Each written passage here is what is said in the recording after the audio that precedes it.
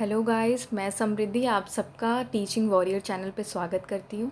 जैसा कि हम पेडागॉजी पढ़ रहे थे तो मैंने इंग्लिश में पहला चैप्टर पहला लेसन आपका कंप्लीट करा दिया था। यहाँ पे हम लोग हिंदी में कुछ तथ्यों को पढ़ेंगे, ठीक है। उसके माध्यम से हम पेडागॉजी को समझने की कोशिश करेंगे। आपको जिस भाषा में अच्छा लगता है आप उस भाषा में, जिस भाषा में आपको समझ में ज़्यादा आता है आप उस भाषा में पढ़ सकते हैं। तो यहाँ पे पहला लेक्चर जो मैं लूँगी वो है विज्ञान की शिक्षण विधियों पे। विज्ञान में किन किन तरह की शिक्षण विधियाँ, विज्ञान एक्चुअली होता क्या है, उसे कैसे पढ़ा जाए, क्या क्या उसके तथ्य हैं, उनको यहाँ पे हम लोग देखते हुए चलेंगे। तो पहला जो पॉइंट है उसको मैंने इंग्लिश वाली क्लास में कवर किया था कि ये इसकी उत्पत्ति किस शब्द से हुई है, स्काइंटिया से, जो कि लैटिन भाषा का शब्द है। और इसका अर्थ क्या होता है, ज्ञान या जानना, ठीक है। इसके बाद दूसरे पॉइंट पे आते हैं। ये क्या है, एक सुव्यवस्थित एवं क्रमबद्ध ज्ञान है। ये एक सीक्वेंस में चलता है, ठीक है। ऐसा नहीं है कि आप अगर फिलामेंट नहीं होता तो क्या बल्ब बन जाता, नहीं, किसी और तरीके से कुछ ना कुछ चीज़ें डिस्कवर की जाती। तो यहाँ पे क्रमबद्ध ज्ञान होता है, ठीक है। हमें ग्रेविटी के बारे में, जब ग्रेविटी के बारे में पता लगाया गया तो उससे रिलेटेड जो तथ्य आए, नए नए जो तथ्य आए, जो डिस्कवरीज़ हुई, वो उससे रिलेटेड उसी सीक्वेंस में चलती चली गई, ठीक है। तो इसी तरीके से इसको क्या कहेंगे, सुव्यवस्थित एवं क्रमबद्ध ज्ञान। अब तीसरे पॉइंट की तरफ चलते हैं। तो इसमें विज्ञान की डिफिनीशन दी गई है, परिभाषा क्या होती है विज्ञान की, तो देखते हैं। किसी घटना, विषय या वस्तु के बारे में सुसंगठित क्रमबद्ध ज्ञान को क्या कहते हैं, विज्ञान कहते हैं। तो यहाँ पे भी वही बात है कि किसी घटना, वस्तु या विषय के बारे में जो सुसंगठित क्रमबद्ध ज्ञान होता है उसी को हम लोग विज्ञान कहते हैं। सैमुअल ने क्या कहा था, सैमुअल ने एक डिफिनेशन देते हुए कहा था, उन्होंने प्रकृति की तुलना किससे की थी, गोदाम से की थी, ठीक है। और जो विज्ञान की तुलना है उसको किससे की थी, कुंजी से की थी। तो उन्होंने डिफिनेशन देते टाइम कहा था कि विज्ञान वह कुंजी है जो प्रकृति के गोदामों के ताले मानव जाति के लिए खोलती है। तो इनकी डेफिनेशन याद रखना, मे भी पूछ दी जाए, ठीक है। उसके बाद से बात आती है स्पेंसर्स की। तो स्पेंसर्स ने एक बहुत ही सरल परिभाषा देते हुए समझाने की कोशिश की थी, वही बात कही थी इन्होंने भी कि विज्ञान एक क्या है, व्यवस्थित ज्ञान है, ठीक है। एक व्यवस्थित रूप से जो ज्ञान प्राप्त हम करते हैं उसे ही हम विज्ञान कहते हैं। अब दो भाग जो विज्ञान के आते हैं, वो पहला है प्रकृति विज्ञान। ये प्रकृति नहीं है, ये प्रकृति है, ठीक है। यहाँ पे प्रकृति विज्ञान, और दूसरा है सामाजिक विज्ञान। अब देखते चलते हैं ये क्या होता है। प्रकृति विज्ञान में देखो, सबसे पहले ऊर्जा की समस्त अभिव्यक्तियों का विविध पहलुओं से अध्ययन किया जाता है। इसमें क्या किया जाता है, ऊर्जा की जो समस्त अभिव्यक्तियां हैं उनका विविध पहलुओं से अध्ययन किया जाता है। सेकंड में आता है सामाजिक विज्ञान। सामाजिक विज्ञान क्या है, मनुष्य के विविध सामाजिक क्रियाकलापों का अध्ययन किया जाता है। हम जो हैं, हम एक समाज में रहते हैं, हम एक समाज बना के रहते हैं, उसमें हमारे जो अलग अलग तरह के क्रियाकलाप होते हैं उनका अध्ययन जो आता है वो आपके सामाजिक विज्ञान के अंतर्गत आता है, ठीक है। जैसे इसमें क्या क्या आता है, पहला समाजशास्त्र, राजनीति शास्त्र, नागरिक शास्त्र, अर्थशास्त्र आदि विषय आते हैं। तो यहाँ पे हमने क्या क्या कवर किया, सबसे पहले हमने देखा इसकी उत्पत्ति कहाँ से हुई थी। उसके बाद हमने देखा कि इसकी डिफिनीशन क्या है, परिभाषा क्या है, अलग अलग साइंटिस्ट ने कौन सी परिभाषा दी है। फिर हमने देखा इसके दो भाग, एक प्रकृति विज्ञान के बारे में और सामाजिक विज्ञान के बारे में। अब इसके बाद बात करते हैं विज्ञान की प्रकृति, नेचर क्या है, जो साइंस है उसका नेचर क्या होता है, उसकी प्रकृति क्या है। तो सबसे पहले देखो, सबसे पहले बात आती है विज्ञान में खोज विधि सम्मिलित है। जाहिर सी बात है, विज्ञान में क्या है, खोज विधि सम्मिलित होती है। इसमें नई नई तरह तरह की चीज़ें खोजी जाती हैं, उनके बारे में अध्ययन किया जाता है, और उनसे फिर फर्दर जो बाद में जो जानकारियाँ होती हैं उसको एक फैक्ट्स, जो तथ्य होते हैं उनके माध्यम से जन सामान्य तक पहुँचाया जाता है, ठीक है। इस खोज विधि द्वारा ज्ञान प्राप्त होता है और इन ज्ञान को एकीकृत करने वाला प्रतिमान स्पष्ट होता है। अभी मैंने बताया, खोज विधि से ज्ञान प्राप्त करते हैं और उस ज्ञान को एकीकृत करके उसको करने वाला प्रतिमान फिर क्या होता है, स्पष्ट होता है। अब विज्ञान की प्रकृति में के सैद्धांतिक प्रारूप के अंतर्गत निम्नलिखित संप्रत्यात्मक पक्ष होते हैं। इनके पक्षों को अब हम लोग ध्यान देंगे, ठीक है। तो पहला जो तथ्य है, पहला जो पक्ष है उसकी तरफ देखते हैं। वैज्ञानिक खोज तथ्यों की व्याख्या एवं भविष्यवाणी करने का प्रयास करती है। अब जो डिस्कवरीज होती हैं, जो खोज होता है वो क्या होता है, जैसे जो साइंटिस्ट फैक्ट्स दे चुके हैं, ठीक है, कुछ ऐसी परिभाषाएं हैं जो हमारे साइंटिस्ट हमें बता चुके हैं, जैसे गैलीलियो ने बताया, न्यूटन ने बताया। तो आगे के जो साइंटिस्ट्स आए, ठीक, उनके बारे में वो लोग अध्ययन किए, उसके बाद उन्होंने भविष्यवाणी देने की क्या प्रयास किया, खोज किया, भविष्यवाणी दी, ठीक है। उसके बाद सेकंड पॉइंट पे आते हैं, वैज्ञानिक खोजों में तर्क, कल्पना, जिज्ञासा आदि सहायक होते हैं। लॉजिकल, इसमें सब कुछ लॉजिकल होता है, ठीक है। इसमें लॉजिक काम करता है, इसमें जो आपकी इमेजिनेशन है, कल्पना शक्ति, वो काम करती है। आपके अंदर जिज्ञासा होगी तभी तो आप किसी चीज़ को जानने के लिए बहुत ज़्यादा उत्सुक होगे। अगर उत्सुकता आपके अंदर बढ़ेगी तभी तो आप उस चीज़ के बारे में जानोगे, जानने की कोशिश करोगे, और उससे जो अलग अलग चीज़ें निकल सकती हैं उसके बारे में भी सोचोगे। तो वैज्ञानिक खोज में सबसे ज़्यादा इम्पॉर्टेंट क्या होता है? सबसे पहले तर्क, कल्पना, जिज्ञासा आदि सहायक होते हैं, ठीक है।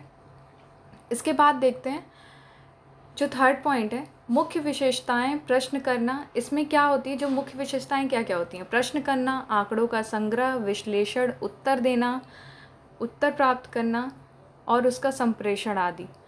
अब देखो, प्रश्न करना सबसे पहला क्या विशेषता क्या होती है विज्ञान में, कि प्रश्न करते हैं, ठीक है। फिर आंकड़ों का संग्रह, आंकड़ों का संग्रह करते हैं, फिर विश्लेषण करते हैं उनके बारे में, उत्तर प्राप्त करते हैं और उनका संप्रेषण करते हैं, ठीक है। उसे सबके सामने उसको प्रस्तुत करते हैं और उसको हर किसी का उसके ज्ञान के बारे में हम अवगत कराते हैं। चौथे पॉइंट की तरफ आते हैं, विज्ञान एक सामाजिक प्रक्रिया। अभी सामाजिक विज्ञान के बारे में भी हमने बात की थी, तो वही है, विज्ञान एक सामाजिक प्रक्रिया है जो सामाजिक आवश्यकताओं को पूरी करती है तथा प्रतिक्रिया करती है। बिल्कुल सही बात है कि हमारी जो सामाजिक आवश्यकताएं हैं, कई कई तरह के सामाजिक विज्ञान हम लोग पढ़ते हैं, राजनीति शास्त्र, समाज शास्त्र। इसमें क्या है, हमारे क्रियाकलापों के बारे में अध्ययन कराया जाता है और उससे रिलेटेड जो चीज़ें हमें करनी चाहिए, नहीं करनी चाहिए, सबके बारे में नॉलेज मिलती है हमें, ठीक है। तो ज्ञान मिलने के बाद गलती होना इज़ लाइक इम्पॉसिबल ना, तो इम्पॉसिबल हो जाता है। तो एक तरह से हमारी जो सामाजिक आवश्यकताएं हैं वो भी विज्ञान के द्वारा पूरी होती है। अब बात आती है विज्ञान की संरचना। अब विज्ञान की संरचना के बारे में देखते हैं, तो प्रकृति के आधार पर 3 भागों में विभक्त है, ठीक है। विज्ञान की संरचना प्रकृति के आधार पे, इसकी जो नेचर है, on the basis of its nature, ये 3 भागों में विभक्त है। पहला क्या है, विज्ञान की आधारिक संरचना। अब विज्ञान की आधारिक संरचना के अंतर्गत क्या है, विज्ञान का ज्ञान संप्रत्यय एवं संप्रत्यात्मक योजना वर्णन होता है, जिसमें परिभाषाएं, अर्थ, ज्ञान कथन, निरीक्षण कथन, यंत्रीय अवलोकन, सिद्धांत कथन सम्मिलित होता है, ठीक है। तो इसमें क्या होता है, इसमें ज्ञान कथन होता है, निरीक्षण कथन होता है। निरीक्षण मतलब निरीक्षण जो करने जाते हैं लोग, निरीक्षण करते हैं, उस बारे में कहा गया है। यंत्रीय अवलोकन, अवलोकन भी होता है, यंत्रों का जो होता है वो अवलोकन भी किया जाता है। जो सिद्धांत होते हैं, जो अलग अलग थ्योरम्स होते हैं, जो सिद्धांत होते हैं, जो फैक्ट्स, एक्सियम्स होते हैं, उनके बारे में जो कथन होते हैं, उन कथनों को भी सम्मिलित किया जाता है। तो ये बात हो गई पहली, जो आपकी विज्ञान की संरचना है उसके बारे में। अब बात आती है, अब बात करते हैं हम लोग प्राकृतिक विज्ञान के बारे में। तो प्राकृतिक विज्ञान में जो दो सबसे अहम जो पार्ट होते हैं वो यहाँ पे दिया गया है। पहला क्या है, पहला जो है वो है भौतिक विज्ञान, दूसरा क्या है, जीव विज्ञान। भौतिक विज्ञान में हम लोग क्या पढ़ते हैं, प्रकृति के पदार्थ एवं ऊर्जा की अभिव्यक्तियों का अध्ययन करते हैं। भौतिक विज्ञान में किसका अध्ययन करते हैं, प्रकृति के पदार्थ एवं ऊर्जा की अभिव्यक्तियों का अध्ययन करते हैं। जबकि हम लोग जीव विज्ञान में किसका अध्ययन करते हैं, जीवधारियों के पदार्थ और उनके जैव क्रियाओं का अध्ययन करते हैं। इसमें प्रकृति के पदार्थ और ऊर्जा का, इसमें जीवधारियों के पदार्थ और उनकी जैव क्रियाओं का, ठीक है। अब इसके पार्ट्स को देख लेते हैं। तो भौतिक विज्ञान का सबसे पहला आ जाता है आपका भौतिकी, रसायन विज्ञान, खगोल विज्ञान, भूभर्ग विज्ञान, उसके बाद मौसम विज्ञान, खनिज विज्ञान। ये सब किससे रिलेटेड है, देखो, these all are related to the nature, ठीक है। ये प्रकृति के पदार्थों और उसकी ऊर्जा की अभिव्यक्तियों का अध्ययन है, जाहिर सी बात है इसमें एकदम इम्प्लाई हो रहा है। अब यहाँ बात आती है जीव विज्ञान की, तो सबसे पहला देखो प्राणी विज्ञान और वनस्पति विज्ञान, ये जीवों के बारे में अध्ययन पे है, ठीक है।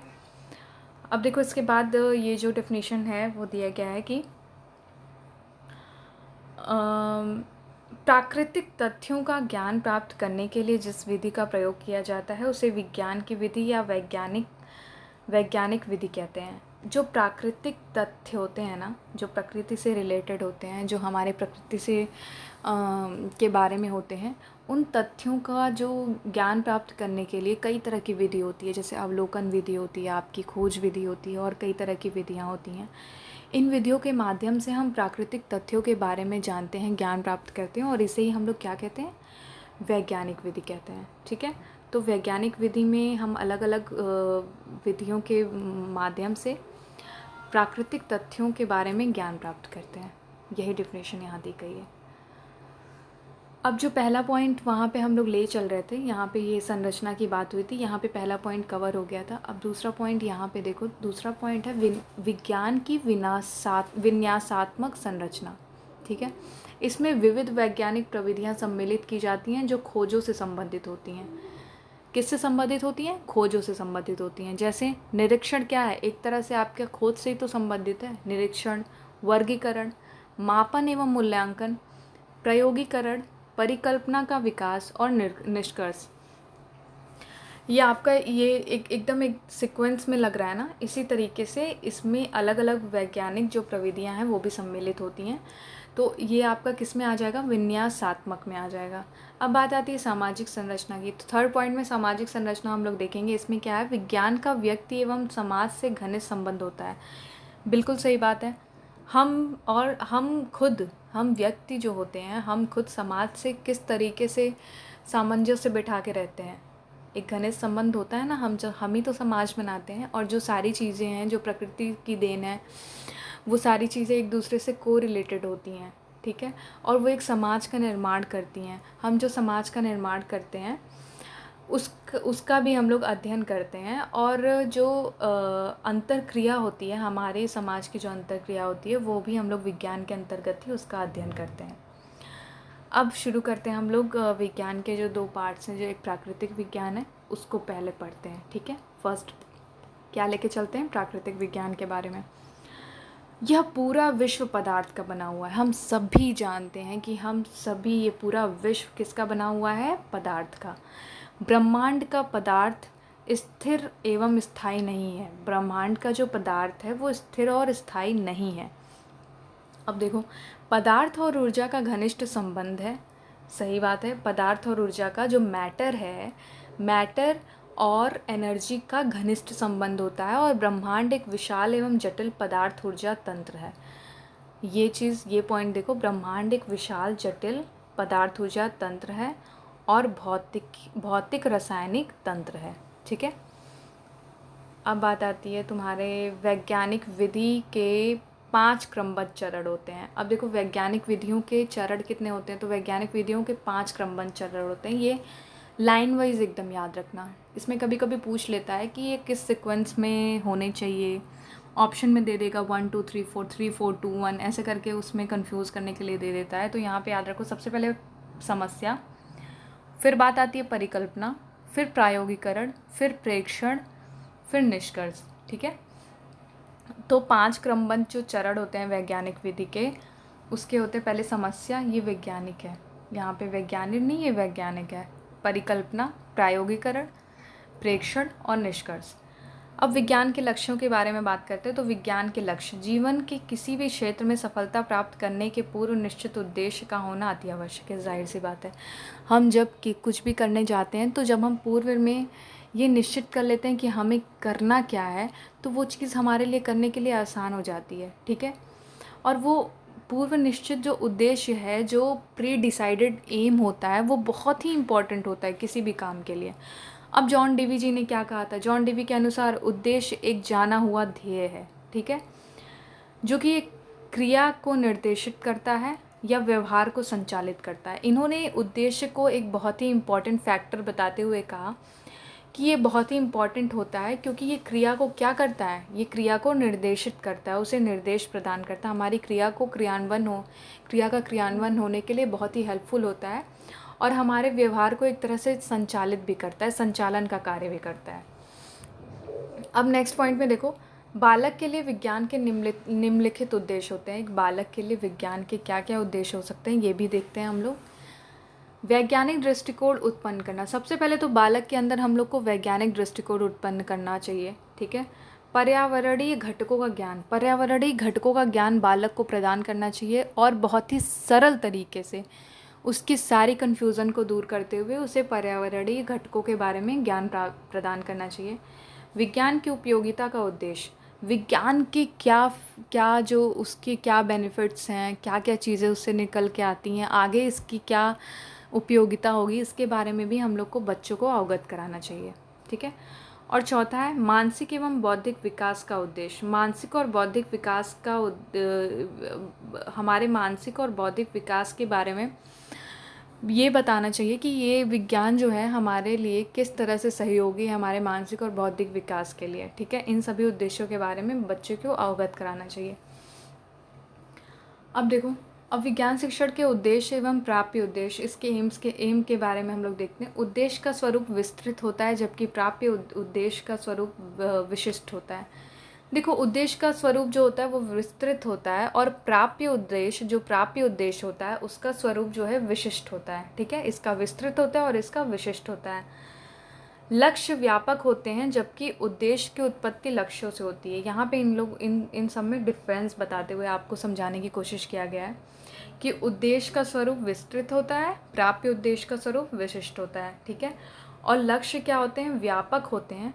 उद्देश्य की उत्पत्ति लक्ष्यों से होती है। ठीक है। जब हमें एक एम मिल जाएगा, एक आपको एक दिशा दिख जाएगी कि हाँ हमें ये करना ही करना है। ठीक है।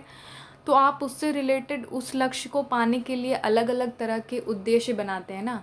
जिन रास्तों पे चल करके आपको वो लक्ष्य प्राप्त होगा तो वो एक उद्देश्य ही तो हुआ।